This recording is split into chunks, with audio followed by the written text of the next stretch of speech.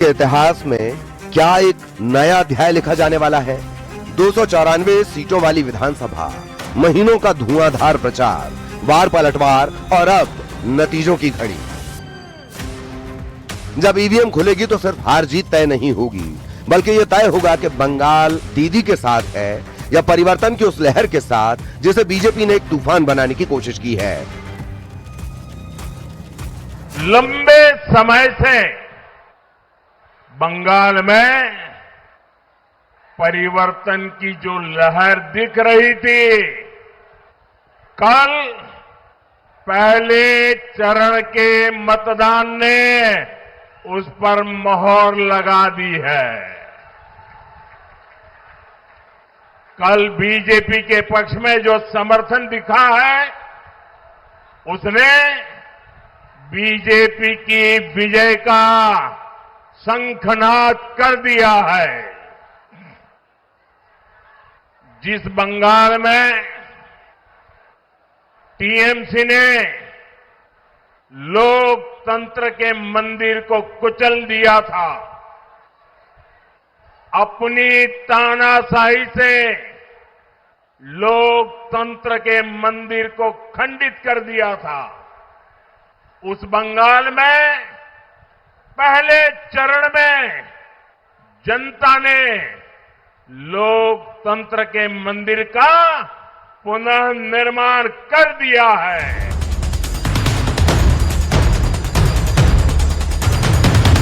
क्या इस बार वाकई कोलकाता के राइटर्स बिल्डिंग पर भगवा लहराएगा? बीजेपी ने इस चुनाव में अपनी पूरी ताकत झोंकी। प्रधानमंत्री मोदी का चेहरा और विकास का विजन, अमित शाह की जमीनी चुनावी रणनीति और योगी आदित्यनाथ का प्रखर हिंदुत्व और जीरो टॉलरेंस वाला अंदाज, ये बीजेपी के वो तीन स्तंभ रहे हैं जिन्होंने टीएमसी के गढ़ में सेंध लगाने की मजबूत कोशिश की है। अमित शाह ने बूथ स्तर पर पन्ना प्रमुखों की जो फौज तैयार की, उसने टीएमसी के सांगठनिक ढांचे को सीधी चुनौती दी है।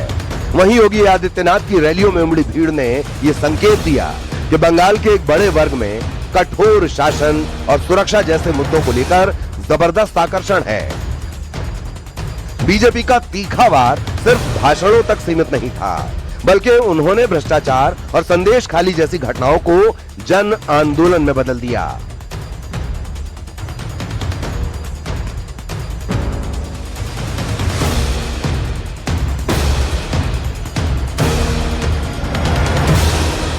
भारत की संस्कृति की आत्मा कही जाने वाले भारत के राष्ट्रवाद की इस धरती को टीएमसी ने तुष्टीकरण की धरती बना करके रख दिया है, लूट खसोट की धरती तर्क बना के रख दिया है, अराजकता की धरती बना करके रख दिया है।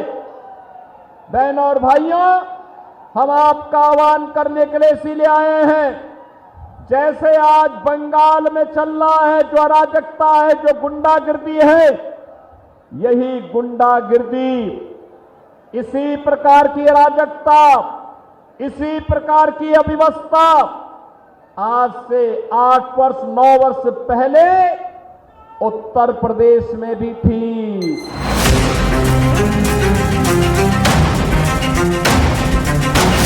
अगर इस बार बंगाल में सत्ता का तख्ता पलट होता है तो इसके पीछे 3 बड़े कारण हो सकते हैं।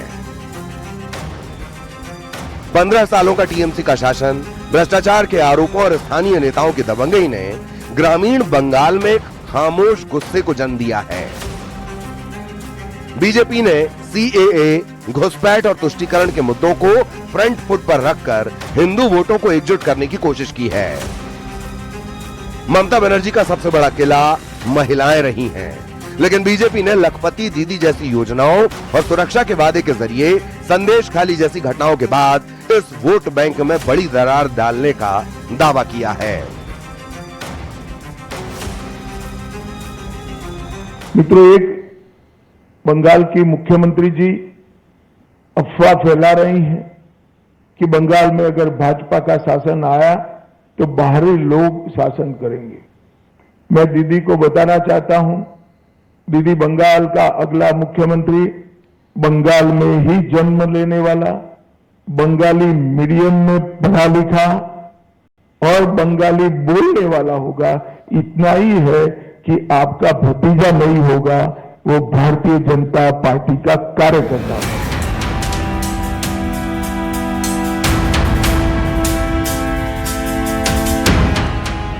अगर बीजेपी इस बार बंगाल फतह करती है तो यह भारतीय राजनीति की सबसे बड़ी जीत मानी जाएगी।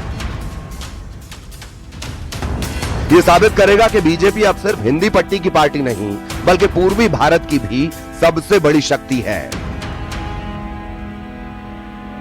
एग्जिट पोल तो कांग्रेस को आईना दिखा रही है। कांग्रेस जैसे देश में गायब हो रही, अब उनके साथ जो जो कांग्रेस में गए उनका भी सूखा साफ हो रहा है। जैसे डूबती नाव में जो बैठता है उसका सबका अंत क्या होता है, ये हाल कांग्रेस का है। लेकिन मैं समझता हूँ कि कोई बात नहीं, ये तो जैसी जैसी करनी वैसी करनी। हम उम्मीद करेंगे यशस्वी प्रधानमंत्री के नेतृत्व में जैसे देश आगे बढ़ रहा है। 2029 के लोकसभा चुनाव के लिए बीजेपी को एक अजेय बढ़त मिल जाएगी। ये ममता बनर्जी के राष्ट्रीय विकल्प बनने के सपनों पर विराम लगा सकता है और क्षेत्रीय दलों के लिए एक बड़ा संदेश होगा कि सिर्फ स्थानीय पहचान के दम पर चुनाव जीतना अब कठिन है। पश्चिम बंगाल और आसाम में निश्चित रूप से भारतीय जनता पार्टी की स्पष्ट बहुमत की सरकार बन रही है और बाकी 2 राज्यों में भी एनडीए को बहुत अच्छी सफलता मिलने वाली है। और इन प्रदेशों के चुनाव में हमारे प्रदेश से भी बहुत सारे कार्यकर्ता गए थे, उनका भी बहुत बहुत धन्यवाद है। और निश्चित रूप से पश्चिम बंगाल में इस बार परिवर्तन होगा। हम स्वयं भी वहां पर गए हुए थे पश्चिम बंगाल और वहां पर परिवर्तन की एक लहर चल रही थी। हालांकि एग्जिट पोल्स में बीजेपी का पलड़ा भारी जरूर दिख रहा है, लेकिन बंगाल की राजनीति में दीदी को कम आंकना हमेशा जोखिम भरा रहा है। क्या इस बार मोदी मैजिक बंगाल के मन को पूरी तरह बदल चुका है या ममता का मां माटी मानुष का नारा एक बार फिर भारी पड़ेगा? Bureau report, news 18।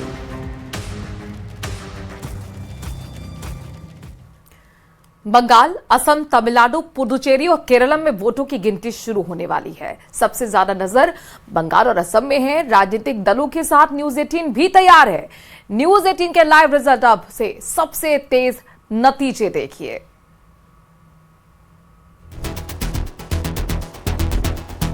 बस थोड़ा और इंतजार, फिर देश के राज्यों में हुए चुनाव को लेकर काउंटिंग शुरू होने वाली है। बंगाल, असम, तमिलनाडु, पुडुचेरी और केरलम में वोटों की गिनती शुरू होने वाली है। सबसे ज्यादा नजर बंगाल और असम पर है, क्योंकि असम में बीजेपी जीत की हैट्रिक लगाने के लिए तैयार है, तो बंगाल में पहली बार बीजेपी की सरकार बन सकती है। राजनीतिक दलों के साथ न्यूज 18 भी तैयार है। न्यूज 18 के लाइव रिजल्ट हब से सबसे तेज नतीजे देखिए।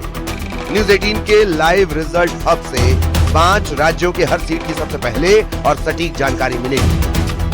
5 राज्यों में विधानसभा चुनाव के नतीजे आने हैं। इंतजार की घड़ियां खत्म होने वाली है। पूरे देश की निगाहें इन नतीजों पर होगी, तो हमने भी एक बड़ी तैयारी की है ताकि एक एक जानकारी अपने दर्शकों को उपलब्ध करवा सके और इसकी एक बड़ी जानकारी हम आपको देंगे। बड़ी तैयारी यहां आप देख सकते हैं। अनिल को बोलूंगी, दिखाएं जरा। ये हमारा लाइव रिजल्ट हब है, जहां पर ये जितने भी कंप्यूटर आप देख रहे हैं, जितने भी सिस्टम आप देख रहे हैं, अलग अलग स्टेट के लिए कई सिस्टम्स अलॉट हैं और इन सभी सिस्टम पर सॉफ्टवेयर के जरिए हम लाइव अपडेट आपको सबसे पहले देंगे।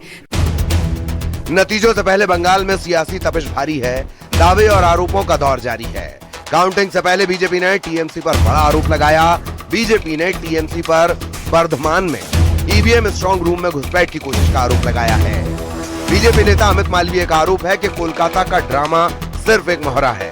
असली खेल तो बर्धमान में ईवीएम स्ट्रांग रूम में घुसपैठ की कोशिश थी। उधर सीएम ममता ने दावा किया कि टीएमसी 200 से ज्यादा सीटें जीत रही है। ममता ने साफ कहा कि जब तक मैं न कहूं, काउंटिंग एजेंट डटे रहे। काउंटिंग एजेंट मतगणना केंद्रों को न छोड़ें। অনেকগুলো জায়গায় সিআরপিএফ খুবই বন্ধ হয়েছে, আমাদের ছেলেদের খুবই মার ধরবে। তা সত্ত্বেও আমরা আশাবাদী যে কুরবানডিপকে আমরা ক্রস করবো। कुल मिलाकर 5 राज्यों के चुनावी नतीजों पर सबकी नजर है। राजनीतिक दलों और उम्मीदवारों की धड़कनें तेज हैं। सबकी नजरें जनता के फैसले पर हैं जो ईवीएम में कैद है। Bureau report, news 18।